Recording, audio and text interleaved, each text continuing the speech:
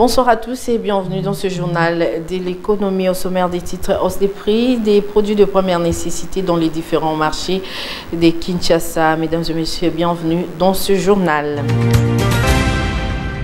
L'humanité tout entière est frappée par la pandémie de Covid-19 et cette situation ne fait qu'aggraver la situation économique dans le monde et la République démocratique du Congo n'est pas épargnée. Sur ces Al-Kitenge, analyste économique en RDC, nous donne son point de vue, comment lutter contre la crise économique pendant et après les Covid-19. Suivez.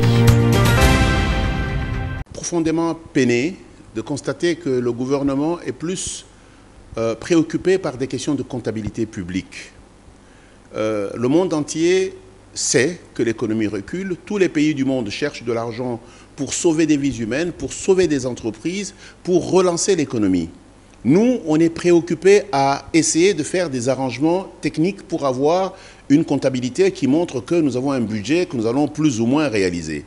Je voudrais simplement ici rappeler le rôle d'un gouvernement. C'est de trouver des solutions lorsque la situation est difficile.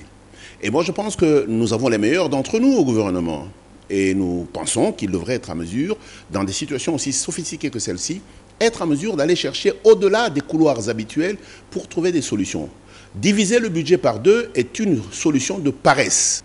La solution, c'est d'aller chercher au-delà des couloirs habituels où est-ce que nous allons trouver de l'argent pour être à mesure de soigner les gens, pour être à mesure de relancer l'économie, pour être à mesure de financer les PME. Parce qu'il faut être sûr qu'avec cette crise, avec cet arrêt de travail qui a été un cas de force majeure, il y a beaucoup d'entreprises qui vont simplement tomber en faillite.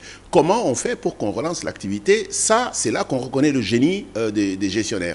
Et je crois qu'il y a plusieurs couloirs. Nous sommes assis sur des ressources minières, forestières et pétrolières énormes qui peuvent nous permettre d'avoir accès à des capitaux pour être en mesure de relancer l'économie. Je pense qu'on doit être en mesure de mettre en application les différentes lois que l'on a mises en place, comme la loi sur le partenariat public-privé, comme la loi sur le crédit-bail, qui sont des lois qui sont censées nous permettre de bouger notre économie de ces lignes, mais malheureusement qu'on n'utilise pas. Je crois simplement qu'il est inacceptable pour un gouvernement comme le nôtre et pour le Parlement que nous avons de penser que diminuer le budget ou le diviser par deux résoudrait un problème pour le pays. Ça résout un problème statistique, ça ne touche pas aux vies humaines.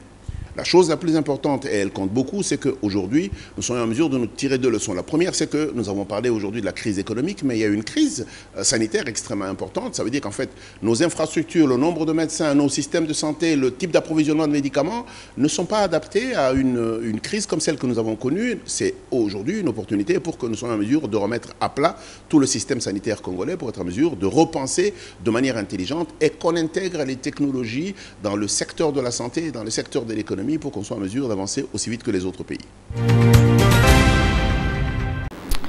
Nous vous l'avons annoncé au sommaire des titres: hausse des prix des produits de première nécessité dans les différents marchés de Kinshasa. Les prix des maïs, manioc est revu à la hausse. Cette situation met mal à l'aise les vendeurs et les acheteurs. Sur ces, nos reporters ont fait un tour dans le marché de la Liberté et nous proposent ces dossiers.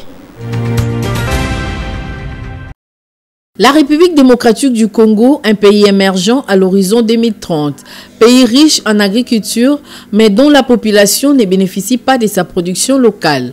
Les commerçants qui vendent les produits de première nécessité, tels que maïs et manioc, se plaignent de la hausse des prix de ces denrées. Il faut comme à 50 000, comme à 500, 600.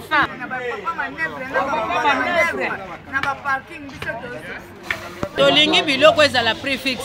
Biloko koma lelo prix mususu, lobi prix mususu. Saki ya fufu ko kende lelo 60, lobi kobi 65. Ba mama bazo souffrir na moya ko ya futa ticket. Somba bambalai, bénéfice à 2000 francs.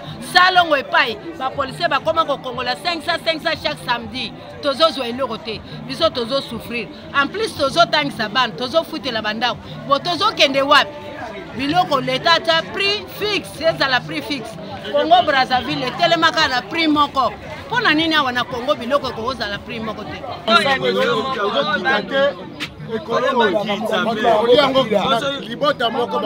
Combien de personnes?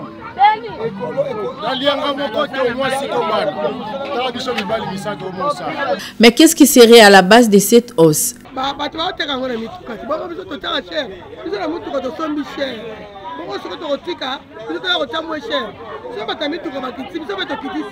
Un sac de manioc qui se vendait à 40 000 francs congolais se vend actuellement entre 65 000 et 75 000 francs congolais. Une situation qui n'arrange pas du tout les paniers de ménagères.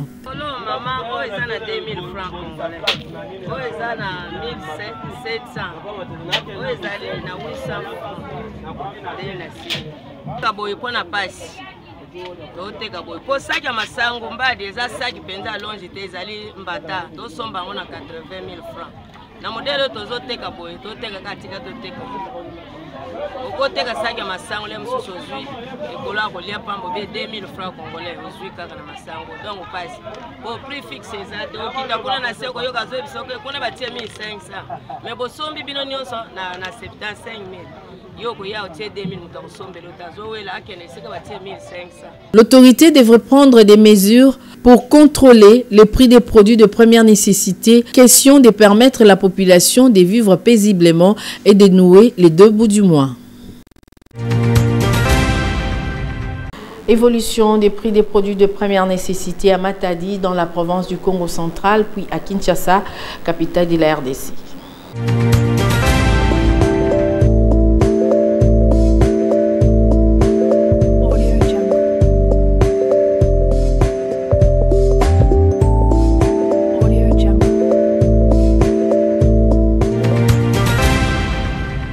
Les taux d'échange de ce vendredi 29 mai 2020 à Kinshasa du dollar américain valent 19 500 francs congolais.